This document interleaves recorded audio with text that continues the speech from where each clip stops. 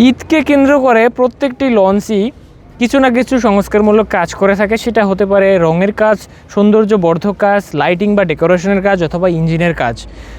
তারও ব্যতিক্রম নয় বরিশালের নতুন লঞ্চ এম খান 7। তো ভিউয়ার্স, আমি রয়েছি এই মুহূর্তে বরিশালের এম খান 7 লঞ্চের নিজস্ব ডক এম খান ডকে, এবং আমার পিছনেই আপনারা দেখতে পাচ্ছেন রয়েছে নবনির্মিত লঞ্চ এম খান 7। তো এম খান 7 তার এই মুহূর্তে ডকে বসে কিছু সংস্কারমূলক কাজ করতেছে। চলছে রঙের কাজ, ইঞ্জিনের খুঁটিনাটি কাজ এবং পুরো লঞ্চেরই রং দেওয়ার কাজ চলছে। তো আজকের ভিডিওতে আপনাদের দেখাবো কি কাজ এক্স্যাক্টলি চলছে এবং এই লঞ্চটি কবে নাগাদ আবার সার্ভিসে ফিরবে। তো চলুন ভিডিওটি শুরু করি।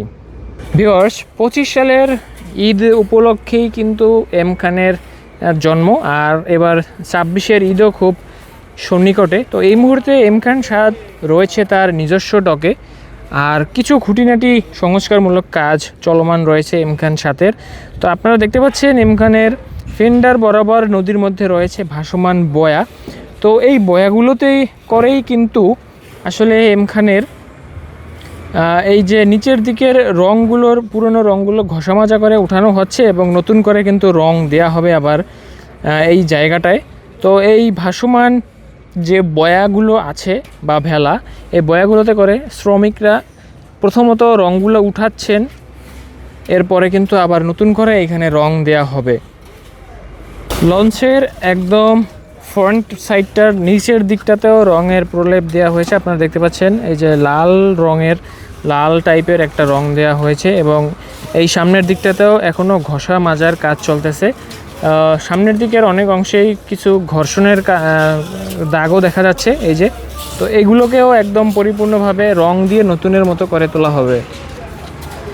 তো লঞ্চের যেই অংশটা থেকে লঞ্চে প্রবেশ করে সেই অংশটাকেও প্রথমবার রঙের প্রলেপ দিয়ে, দ্বিতীয়বার কিন্তু অল্প কিছু রঙের প্রলেপ দিয়ে রাখা হয়েছে জাস্ট পরীক্ষামূলক। তো এই রঙের দেওয়ার কাজটা একদম সম্পূর্ণ লঞ্চেই দেওয়া হবে, একদম এই মাথা থেকে একদম শেষ অবধি।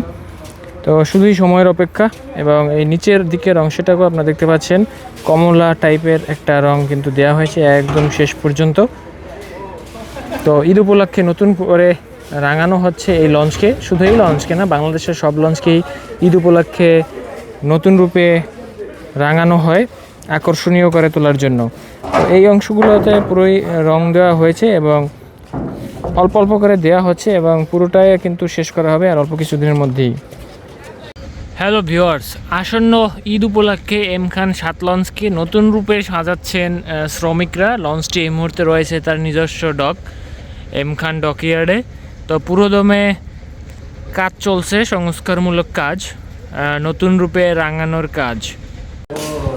এই দিকটাতে দেখতে পাচ্ছেন অনেকগুলো রঙের কিন্তু ডিব্বা দেখা যাচ্ছে, অনেক কালারের।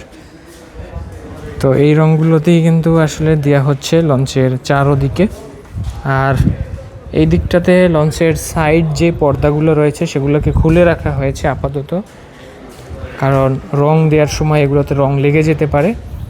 তো দেখতে পাচ্ছেন ভাসমান ভেলা তৈরি করে সেগুলোর মাধ্যমে লঞ্চের নিচের দিকের পাশের অংশগুলোর কাজ চলতেছে। তো এছাড়াও পুরো নিচতলার যে উপরের সিলিংগুলো রয়েছে এগুলো কিন্তু পরিষ্কার করা হয়েছে এবং বেশ চকচকে দেখাচ্ছে। তো এম খান 7 লঞ্চের আসলে এই মুহূর্তে দেখানোর মতো তেমন কিছুই নেই, কারণ নতুন লঞ্চ এবং এই মুহূর্তে শুধুমাত্র অল্প কিছু রং দেওয়ার কাজ চলতেছে। তো রংটা দিলেই এই লঞ্চকে আরও পরিপূর্ণভাবে সৌন্দর্যভাবে ফুটিয়ে তোলা যাবে। তো চারপাশে ঘষা মাজার কাজ এবং নতুন করে রং দেওয়ার কাজটাই আসলে চলমান রয়েছে। লঞ্চের পিছনের দিকে আমরা দেখতে পাচ্ছি আরও একটি ভাসমান বয়া, যেটার উপরে দাঁড়িয়ে কিন্তু শ্রমিকরা কাজ করে থাকেন। তো এই ছিল এম খান ডক থেকে এম খানের সংস্কারমূলক কাজের আপডেট। তো খুব শীঘ্রই এই কাজ সম্পূর্ণ করে আবারও সার্ভিসে ফিরবে এম খান 7। ঠিক কবে নাগাদ সার্ভিসে ফিরবে সেটা জানতে হলে ইউটিউব বা ফেসবুক পেজ ফলো দিয়ে আপনারা সাথেই থাকুন, এবং এরকম নিত্য নতুন আরও ভিডিও পেতে চ্যানেলটি বা পেজটি ফলো দিয়ে পাশেই থাকুন। তো এই ছিল এম খান ডক থেকে এম খানের সার্ভিস সংক্রান্ত আপডেট তথ্য। ভিডিওটি ভালো লাগলে অবশ্যই শেয়ার করবেন এবং চ্যানেলটি সাবস্ক্রাইব করে আমার সাথে যুক্ত থাকবেন এরকম আরও নতুন নতুন ভিডিও পেতে। তো সবাই ভালো থাকেন, সুস্থ থাকুন, আল্লাহ হাফেজ।